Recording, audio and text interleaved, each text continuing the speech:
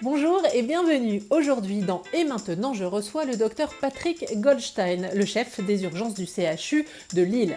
Selon lui, sans le confinement, on compterait 10 fois plus de morts en France. Alors, où en est-on de cette pandémie? Doit-on craindre une deuxième vague? Il répond à toutes vos questions et je l'appelle maintenant.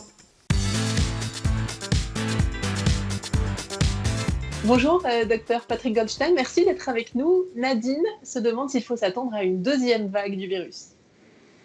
Alors, il ne va pas y avoir dans l'immédiat de deuxième vague majeure identique à ce qu'on a vécu, qui était plus un tsunami qu'une vague, hein, rappelons-nous. Hein. L'impact, la brutalité, la rapidité, l'intensité, la gravité et le danger qu'il y a eu à la fois pour nos patients, mais également pour le système de soins qui a été mis sous une tension énorme. Il est hors de question non plus de dire que tout va bien et que le virus ne circule plus. Le virus, il est là. Il y a encore quelques malades qui rentrent dans nos services, beaucoup moins. Il reste quelques malades dans les services de réanimation, beaucoup moins. Pour vous donner un ordre d'idée, ce gros établissement qu'est le mien, le CHU de Lille, hein, qui est un mastodonte hospitalier, il y a aujourd'hui en tout et pour tout une cinquantaine de patients atteints du Covid. Ce qui est peu, ce qui est peu. Alors, est-ce que tout va disparaître? Je ne le pense pas. Il y aura très probablement encore quelques vaguelettes que nous pourrons absorber, puisque les patients aujourd'hui, nous les repérons. Ce n'est pas pour autant qu'il faut relâcher les mesures de précaution qui sont celles que nous devons respecter. Guerrero a 70 ans, il est asthmatique, hypertendu, dépressif, il fait de la tachycardie, il veut savoir s'il peut garder ses petits-enfants un mois cet été. Alors, je pense que le meilleur des conseils qu'on puisse donner à Guerrero, c'est d'aller voir son médecin traitant, son médecin de famille, son médecin référent, qui le connaît, qui connaît ses pathologies. Guerrero est de toute évidence quelqu'un qui fait partie de ce qu'on appelle les populations à risque. Il doit absolument faire attention. La question est de savoir s'il peut quand même garder ses petits-enfants avec, et il y aura obligatoirement pour lui des mesures de protection, ou si cela n'est pas raisonnable. Et la seule personne qui peut lui répondre, c'est son médecin de famille. Guillaume veut savoir combien de temps nous devrons porter un masque et garder nos distances. Il faut que nous restions prudents jusque la rentrée scolaire. Vous savez qu'à la rentrée, un grand nombre quand même d'universités, de grandes écoles, iront vers la téléformation, c'est-à-dire que tous les cours ne vont pas se faire en présentiel. Beaucoup se feront par téléformation. Ce qui veut dire qu'il y a un monde qui reste aujourd'hui très très attentif. Tant que toutes ces attentions sont portées, ces mesures barrières, ces mesures de précaution doivent être respectées. Et soyons clairs, jusqu'à la rentrée, ne changeons rien à ces mesures de sécurité. Robert se demande s'il est raisonnable d'aller voter le 28 juin. Alors, je vais lui répondre oui, bien sûr qu'il faut aller voter parce que c'est un devoir civique et si on veut retourner à une vie normale, il faut que la démocratie puisse s'exercer. Donc, je dirais allons voter, bien entendu, mais allons voter avec un certain nombre de mesures de précaution. Je vais peut-être, c'est peut-être un raccourci un petit peu hasardeux, mais allons voter comme on va faire ses courses. C'est-à-dire, allons voter avec un masque, lavons-nous les mains, et vous allez voir que tout est organisé sans ça jamais le risque n'aurait été pris. On va dire, regardez le premier tour. Malheureusement, un certain nombre de personnes ont été malades après, et un certain nombre de personnes ont été très gravement malades après. On a même cité, malheureusement, des élus qui ont été très, très gravement atteints.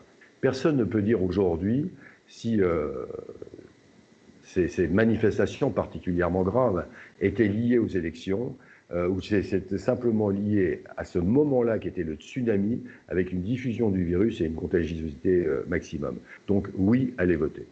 Jacqueline n'a pas pu avoir de rendez-vous pour une IRM pendant le confinement. Peut-elle prendre désormais ce rendez-vous sans risque? Bien sûr, sans aucun problème.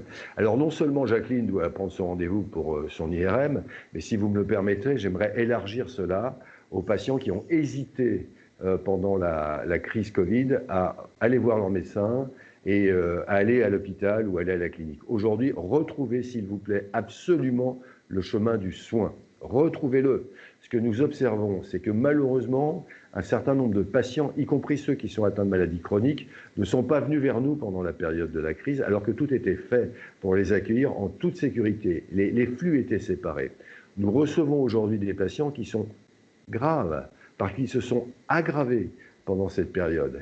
Pourquoi? Parce qu'ils avaient peur, ou un certain nombre d'entre eux ne voulaient même pas nous déranger.